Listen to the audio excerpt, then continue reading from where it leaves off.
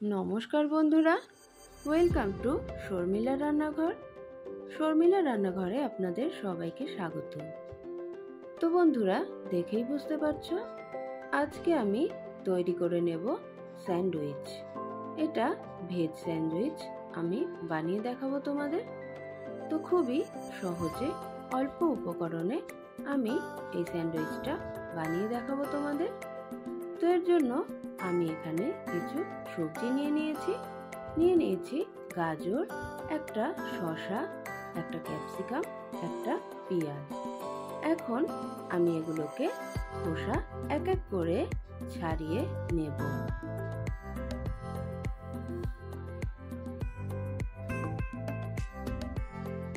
তো দেখো, শসাটা কিন্তু আমার ছাড়ানো হয়ে গেছে।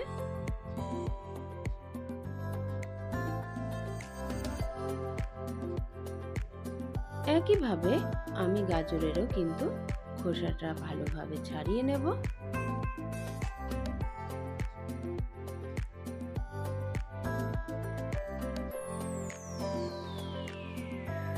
এই যে হয়ে গেছে। এখন শসাটাকে আমি কুচি কুচি করে কেটে নেব। তো দেখো, খুবই কুচি কুচি করে কিন্তু আমি কাটছি।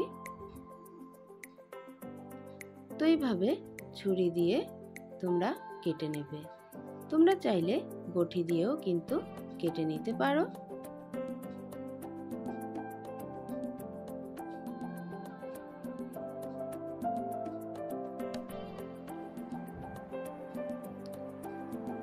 তো দেখো, আমার শসাটা কুচি কুচি করা হয়ে গেছে। এখন এটাকে আমি একটা বোলে তুলে নেব। তো বন্ধুরা, খুবই অল্প সময়ে তোমরা এই স্যান্ডউইচটা বাড়িতে তৈরি করে নিতে পারবে। আর এটা কিন্তু সম্পূর্ণ মেয়োনিজ ছাড়া আমি তোমাদেরকে তৈরি করে দেখাবো। তো এখন আমি একইভাবে গাজরটাও কিন্তু কুচি কুচি করে কেটে নেব। তো তোমরা দেখেই বুঝতে পারছো গাজরটা কিন্তু আরো ছোট ছোট করে আমি কেটে নিচ্ছি।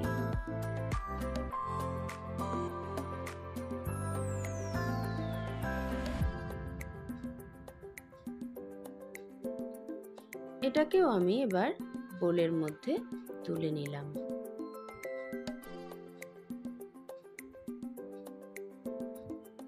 এখন ক্যাপসিকামটাকে আমি কেটে নেব। তো ক্যাপসিকাম কাটতে কাটতে আমি আবারও আপনাদের মনে করিয়ে দিই, যারা আমার নতুন বন্ধু আছো তারা প্লিজ চ্যানেলটিকে সাবস্ক্রাইব করে পাশে থেকে যেও। আর পুরনো বন্ধুদের জানাই অনেক ধন্যবাদ এতদিন আমার পাশে থাকার জন্য।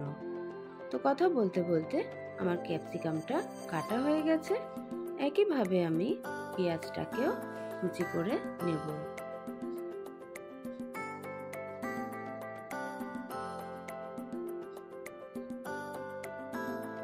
তো এবারে আমি একটা লঙ্কা নিয়েছি।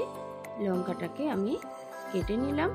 আপনারা যদি বেশি ঝাল চান তাহলে লঙ্কার পরিমাণটা একটু বাড়িয়ে দেবেন।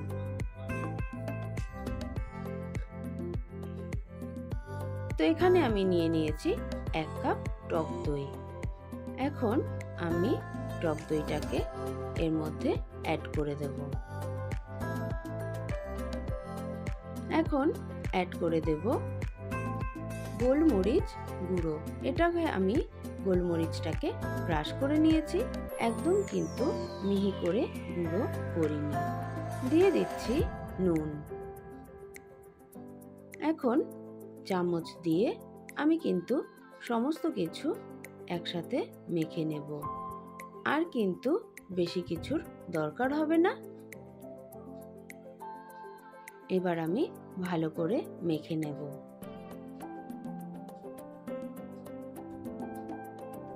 তো বন্ধুরা, আমার কিন্তু ভালোভাবে মাখানো হয়ে গেছে। এখন এটাকে সাইডে রেখে দেব। আমি এখানে পাউরুটি নিয়েছি 2 স্লাইস। এখন সাইডের যে লাল অংশটা এটাকে আমি বাদ দিয়ে দিচ্ছি ছুরি দিয়ে কেটে।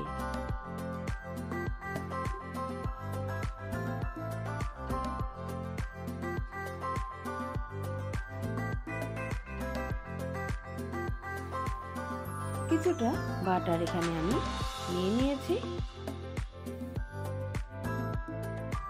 এবারে একটা ছুরির সাহায্যে আমি বাটারটাকে ব্রেডের উপরে লাগিয়ে দেব। তো প্রিয় দর্শক, এরকম নিত্য নতুন রেসিপি পেতে অবশ্যই শর্মিলার রান্নাঘর চ্যানেলটিকে সাবস্ক্রাইব করে পাশে থাকবেন, আর পাশে থাকা বেল আইকনটি প্রেস করে রাখবেন। তো দেখুন আমার এক সাইডে বাটার লাগানো হয়ে গেছে। এখন আমি যে মিক্সচারটা তৈরি করে রেখেছিলাম সেটা এখানে 2 চামচ মতন দিয়ে দিলাম।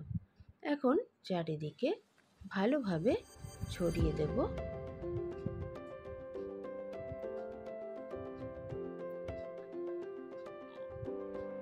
ব্যাস হয়ে গেছে। এখন এটাকে রেখে আর একটা যে পাউরুটি ছিল সেটাতেও আমি কিন্তু একইভাবে বাটারটা লাগিয়ে দেব। বাটারটা দিলে কিন্তু টেস্টটা দারুণ আসে, তাই চেষ্টা করবেন অবশ্যই বাটারটা দেওয়ার। এইবারে আমি ব্রেডটাকে এর উপরে দিয়ে দিলাম। ব্যাস রেডি হয়ে গেল। তো এইভাবেই কিন্তু আমি সমস্তগুলো রেডি করে নেব। তো দেখুন আমার কিন্তু দুটো অলরেডি হয়ে গেছে। তো এখন আমি ভেজে নেব। তো ভাজার জন্য আমি একটা প্যান এখানে গ্যাসে বসিয়ে দিয়েছি। প্যানটা গরম হয়ে গেছে। এর মধ্যে আমি একটু বাটার দিয়ে দিলাম। এখন কিন্তু হিটটা একদম লোতে রাখবেন।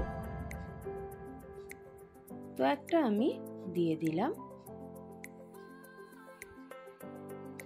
তো সাইডে আর একটাও কিন্তু আমি এখন দিয়ে দেব। তো আরেকটু বাটার আমি দিয়ে দিচ্ছি।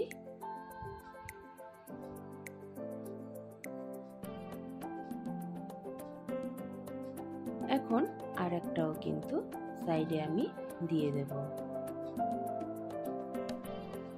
তো এখন একটু টাইম নিয়ে কিন্তু এটাকে ভাজতে হবে, আর আঁচটা কিন্তু লোতে রাখলেই ভালো হবে।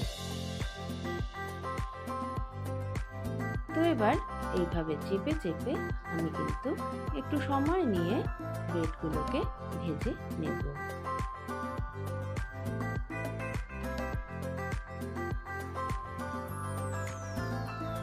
তো বন্ধুরা, হাতে যদি সময় কম থাকে তাহলে এই রেসিপিটা কিন্তু আপনার জন্যে, খেতেও কিন্তু দারুণ টেস্টি হয়। তাই অবশ্যই একবার বানানোর অনুরোধ রইল।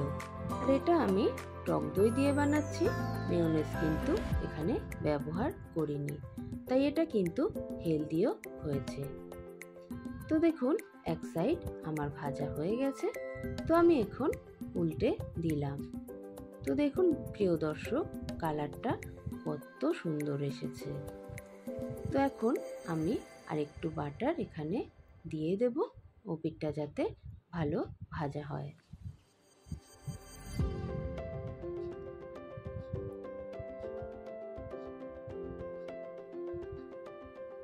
এবার ওপিঠটাও কিন্তু আমি এভাবে চেপে চেপে একটু সময় নিয়ে ভেজে নেব।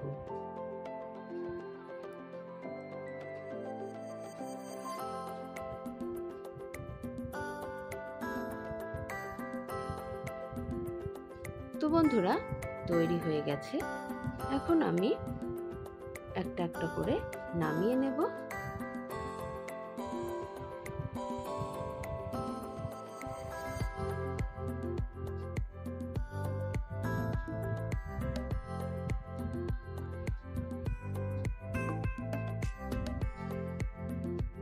তো এই যে দেখুন, এখন আমি নামিয়ে নিচ্ছি। তো এখন একটা ছুরি দিয়ে আমি এরকম কেটে নেব।